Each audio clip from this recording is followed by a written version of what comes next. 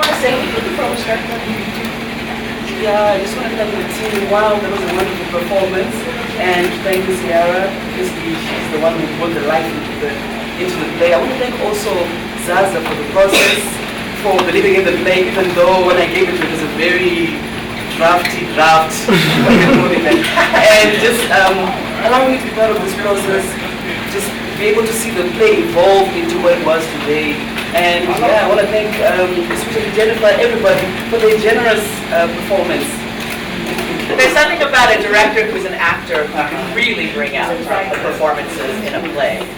So, on the first round, we just want to know, when you think of this play, what comes up? What were the things that just delighted you, or were positive, or really like just lifted you? Just anyone, raise your hand. I'll tell you. Yes. I loved that there was so much humor in such a serious topic. I thought the humor was. I loved the women. I thought the women characters were very, very strong. But obviously, I didn't like them. In fact, even the father, the parents were the best characters. They were so strong. Peggy and Stella, you were both fantastic. I know Charmaine from years ago. 1,000 performances, even more. But Stella, you were fantastic as well. Such strong characters, and the humor was brilliant. When I was a kid, I was always terrified of albinos. And I'd always see them and think, oh my gosh, what's wrong with them? And then I met Candace Motivere, who's also albino, and I was like, they're just normal people. But to see them elevated in this way and to mix in the humor was so brilliant. And I just wish more people could see this performance. I think there's still a stigma in this country. Not as bad as other countries, but there's still a stigma that they're not human beings and we're terrified of them and that sort of stuff. So well done. Thank you, Virginia. Thank you very much. Good afternoon, everybody. I'd just like to say how thrilled I am to be here this afternoon. I met Almasi a year ago, and this is the third contact I've had with Almasi work, and every time it's better and better. And I'm just delighted with what I've seen, and now it's time to put this on main stage. Yes, Bridget Morris was my host last year, which was it was my first time to Zimbabwe, to Africa, and you just made everything so smooth and you were so welcoming, and it made my job easier too. So thank you. Anyone else? Comments? Yes. Yeah, definitely like to see the play more. I hope this is not it, put it out there. I really, really, really enjoyed it, and I don't know, I'll start crying if I were to really express how I feel right now. I really would like to see it, on the main stage from here on. Wonderful. Jennifer, I only got a message yesterday, and and I'm really proud of you, Jennifer.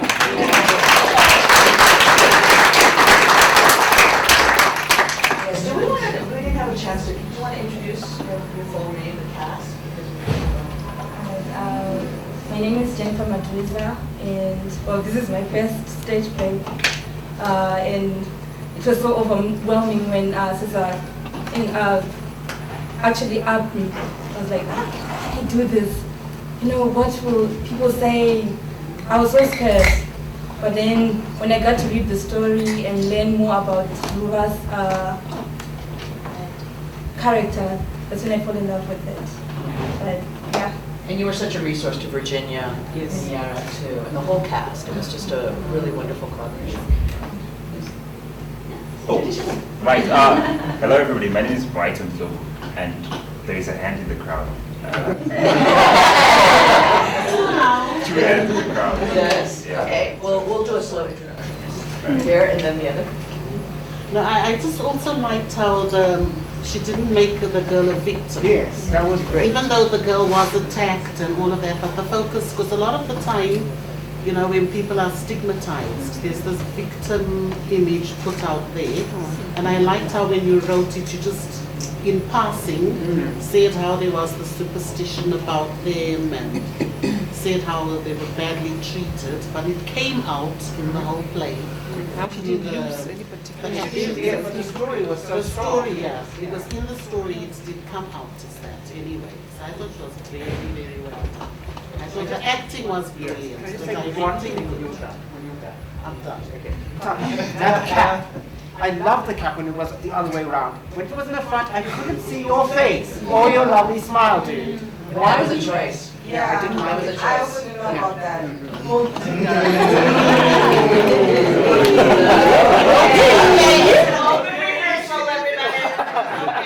Was there another hand? Yes. Yeah, I think the writing was very good, and it was quite refreshing to see that you tackled so many issues. There was albinism in the front, but you had the issue of someone coming from a first world, having studied there, having a different mentality. The parents had a bit more third world developing, we need something in the ground. There was a contrast there. There were gender issues there as well between the mom and the dad and how they thought. And I think that was really good because it was fully fleshed out. That's a really good point that he had gone to the UK, so his attitudes toward albinism was more evolved there from. Yes. You want to introduce yourself? Yes. Talk about the process. Okay. I mean, everybody recognizes this character still. Yeah? All right, my name is Yokai and I was playing Stella. It was a wonderful experience. Almost 3 years now off the stage and then you come back. It's a challenge. Oh. Yes. Oh, you do great. Yeah. Motherhood happened. So The biggest production, yeah. So my thanks goes to directly, firstly to Yara. I had never worked with her, but she's an accommodating person. Even with our rubbish and our bullshit, she took it in and she molded us. Thank you, Yara. Thank you, Virginia, for the wonderful script. Thank you, Alice. Thank you, Zaza and the Almasi team. And thank you guys for coming to me. Are there any other impressions that you want to share? I mean, I think that, yes, in the back. All right. Virginia, thank you very, very much for the writing. So we actually grew up in the same neighborhood. I think she knows my story. Yara, thank you very, very much for the directing. And again, she knows my story. So, very well. Very well. Yeah. Because I have a brother, the brother that's, what, you know, Buddha de Buddha. I don't know what Buddha de Buddha is. Come out, I come out. So the story itself is very, very personal to me. And I do have a brother who's actually an albino. And yeah, albinism. And he is actually stationed in the UK. So we grew up actually in a village and then finally came into the city and we became neighbors with Virginia's family. So in a lot of ways, the issues that are actually coming out are so critical. And they are not just critical for Zimbabwe, but I think for the entire African continent. So all these killings, the misbeliefs and so forth is something else that we're beginning to see a lot throughout the African continent. I do agree, Bridget, right? Yes. I agree entirely that the production must come alive. I think it can actually get a new lease of life and you can actually use it as a tool for empowerment and as a tool actually just for teaching, for people just to get to know what the real issues are. I'm aware that feeling very conflicted here, clearly, because I am theater in the park and I know that this is Almasi. Collaboration maybe, Almasi. Let's have a dialogue, Almasi, and let's see what we can possibly do to bring this back. Okay, thank you. Thank you so much. We have here. I think he kind of touched on it. I noticed during the play there was a difference between the mention of people with albinism and albinos. And I hope people understood that. I hope it was deliberate, and I hope the message got around. The words are powerful. Oh, deliberate. The use of people with albinism versus albinos. Yes, it was deliberate. We couldn't have all the characters as positive characters. If you notice, it was only the negative characters who were saying albinos, but those who were informed said people with albinism. Yes. Because you are living with albinism, But then it's you're living first of all, and then there's the with albinism part, which is secondary to living a life. But also, as Jennifer says, it's not a disease. It's not like you're living with cancer. It's not a, yeah. So.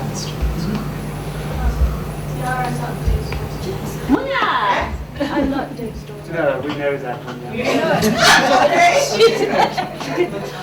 No, it's okay.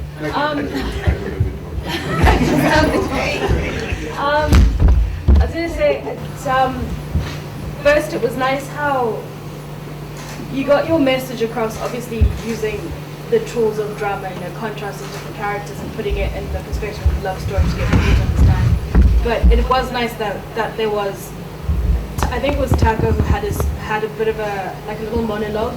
Just, it wasn't didactic in a sense, but it was just expressly stating it in case it went over anybody's head, to say that we really need to stop with all of this nonsense. And the fact that Stella was already portrayed as such a over-the-top character who you can't really take everything that comes out of her mouth seriously. So then it was easy. It was a clever choice that made it easy to then, when she starts coming out with the stuff about the demons that you can just dismiss that stuff that she said. And then it was interesting that at least it was very kind of you to give everybody a redeeming arc. It was a bit, it was unfortunate that it took Jennifer's character, Ruvajena, almost dying for that to happen. But obviously, unfortunately in life, it's always, once some huge tragedies happened. It was a bit of a jump, but it was nice. And like I said, you use the tools of it being a love story to get people to understand. And as hard-headed as Vachidev was about the degree, everything, he's got his own career that came in under all this beautiful influence that Ruva has. And because you're such a nice person, her and her mom were real Christians. even he was beginning to think, okay, well, I guess this is real. And it's interesting that Stella had the whole bit about Nancy and she couldn't really let that go. And the charges were dropped. And I mean, this obviously the writer's choice, it's not always very neat saying 6 years later or whatever, that's nice, you get to stay to think about it. But I do like to think that, to see the contrast between, she then accepted it because she realized that she'd gone too far about Nancy, but she'll never really it's hard to completely remove such an indelible stain of hatred in your heart. So even though you now accept Ruvajena as your daughter-in-law, there's always just going to be that natural instinct when she just looks at her to think of her sister. So I thought it was nice that everybody got their redeeming arc, but Stella still has that sort of, I was wrong because my son now hates me. Well said. First. Well, maybe we can transition to the next part. You said there was a jump. Did you feel like, were there anything in the script that were not quite clear or happened too fast, or something that would help the writer maybe when she's writing the next draft? Would this be helpful? That needs a little clarification. When did you think it jumped too quickly, or? It would have been when he's supporting him at the hospital. You can see that his motivation is he's supporting Taka. You can see that he's supporting his friend. And then when he next goes to Vachidev to say, this is what happened. It was my Taka who organized this attack. And so he obviously has sympathy in that. How could somebody do that? Something so evil to motivate him to be more kind towards Ruva. But he gets over the fact that she's the daughter, because there was sort of two barriers. It's the daughter-in-law plus she's a daughter-in-law with albinism. So I think he got over the daughter-in-law part, not just she must be great in bed or whatever, but the getting over the albinism part was a little, the motivation for that wasn't quite clear, so maybe an extra, I really don't know how you could do that neatly. Oh, you mean the switch? Yeah, I'm pretty sure you've done it. In you and it switched so quickly? Yeah, I'm sure you've done it. You've written it as neatly as you really can. But that was a little jarring. Just quick. Yeah, I agree with you. I thought that Gary didn't have enough. Suddenly he was all we had sex with her, and then suddenly he's like, oh, actually, this is what happened, and I really like them now. So there we go. I really like people with albinism. There could have been more in his character, I think, as well. Yeah. Okay, anything else that needed kind of clarification? It's just a question for Virginia. Yes. Nothing against sharing, loved it so much. Just curious, do you truly believe in happy endings? In happy endings? Happy endings, yes I do. I like love to win. I like love to win in the end. Why? No, I have a huge issue with happy endings. Yeah, thank you, Kozi. Perhaps you'd like to address it in your own play. You like happy endings? Well, because why? Because it feels like it's disingenuous, or It's cynical. it's what? Cynical. Oh, it's cynical. You think happy endings, or that you're cynical about happy Yeah, endings? it's cynical about happy endings. Oh, okay. I think in real life, it's never truly Right. But you know, it's like, how many plays do you I know think about that's cynical. with characters There's with a lot of albinism? happy endings in real life. Yeah, but this is a first play. I've seen a lot of happy endings. And I think in this play you need a happy ending. Because if you have more a sad ending, then where does it leave people with albinism? I think we need that. We need to give them encouragement. We need to bring them out and make it look more positive. But I think Bring she happiness forced into it. the I think rather than I think happy, it I think it was a fits it. positive. No, she It was a forced the positive happy That was great. ending. I think she forced the happy ending because of the way she was. Yes, I Very agree much with so. that. And that was why it happened, not for any other reason. But her Yeah, happy power, in brackets. the way she accepted everyone, I think that's, for me, was how it should have been. Yeah. And I love how Jennifer didn't lose a leg or whatever. She Yeah, was just wasn't attacked, it- you know, it wasn't cleverly bruise someone. Yeah. anything like that. And I love the Stevie Wonder that I was singing along to it. We were all singing. Okay, anything else to, okay, and if you think of it later, you can always address Virginia directly. Yes. Yeah, thank you so much. It was such a wonderful production, such a wonderful play. I had a thought about the play itself, and maybe it was also in this attitude that the outside world takes towards the continent of Africa, which is that somehow the things going on here are like, how do you put it? Underdeveloped, yeah, you know. That people here behave in childish ways. And if there's one thing that I would like a little bit more of in the play, and it was a really wonderful structure, I loved the happy ending. It would be, the one thing would be to have the characters, especially the adult characters, bring out those very, very, very deep issues that are not simply childish behavior. There was a sense in the play that it was the young people who were behaving like adults. They were the ones who were educated, exposed. The adults were simply reacting to prejudices that were never really named. It's a generational understanding, I think.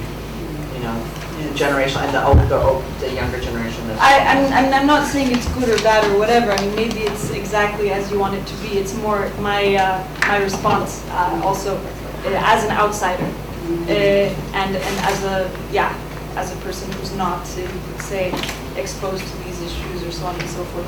And so, yeah, so to bring more of that out.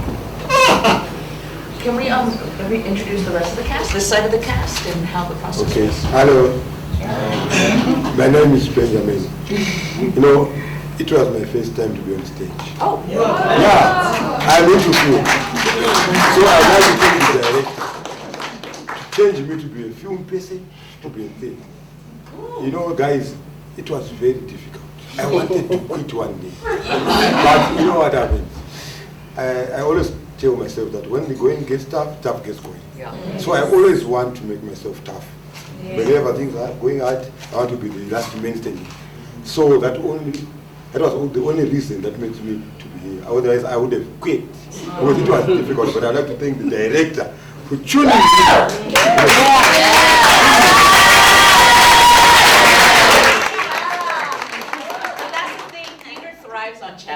When it's a challenge, it's like, oh, it's a new opportunity to think even harder or higher, you know, at things. Okay. Hi everyone. Hi everyone. Hi. My name is Teacher Namtore, an actor. Definitely this wasn't my first reading. Internationally I've done a couple of readings for Almasi before. And I'm also a stage actor and I also do film and radio. But this has been an opportunity for me to further my learning regarding improving my virtuosity as an artist. Because every production that you get to work on, it improves, you know, in everything that you do. And also working with a great team also added value in terms of appreciating and the value of my craft. You know, wonderful. So we have all different levels of acting that was brought together incredibly. Yes. Hi everybody.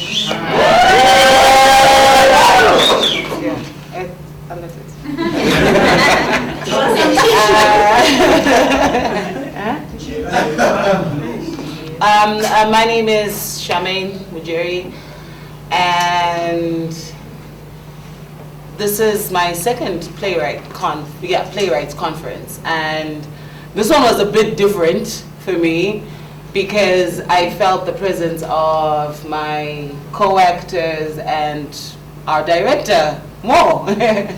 Yeah, and it was really wonderful because she did a lot.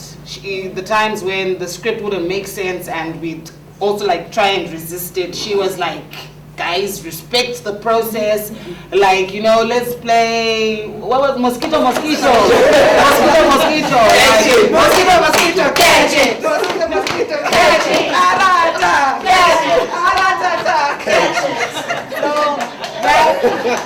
that level of playfulness that she was injecting constantly into the process, like, kept bringing us, you know, back together, and we just realized that we have to make the most of what we have. Like, I'm not even sure if you realize some of the stuff we were still saying, but we didn't know why we were saying it, but we were saying it all the same. And when you guys were laughing and like, we're like, oh, okay, so, it's Ruvajena, you know what I mean? So that's why the audience is the last character. Yes. So like, I'd like to just hats off to the she made us great. All right, we have 10 more seconds. I just want to introduce Karen, who's a student of the University of Zimbabwe. Yeah. Hello, everybody. Hi. My name is Karen Planga. I'm still a student at the University of Zimbabwe. So I came here expecting to be an assistant stage manager. I had no expectations of going on stage. It was the scariest experience of my life. These butterflies in my stomach, sweat coming out everywhere. It was the best and the worst. I still haven't found a place for it yet. But I just want to thank Zaza for giving me this opportunity to kind of try and conquer my stage fright and try to be in the play. So thank you so much, Zaza. Oh, you did great, Karen. Thank you, everybody. Thank you, Virginia, for your play. Thank you, everyone, for making this happen. It was such a fun theater experience. And yes. We just, So come back at 6 o'clock to see 33 sets. Thank you, audience.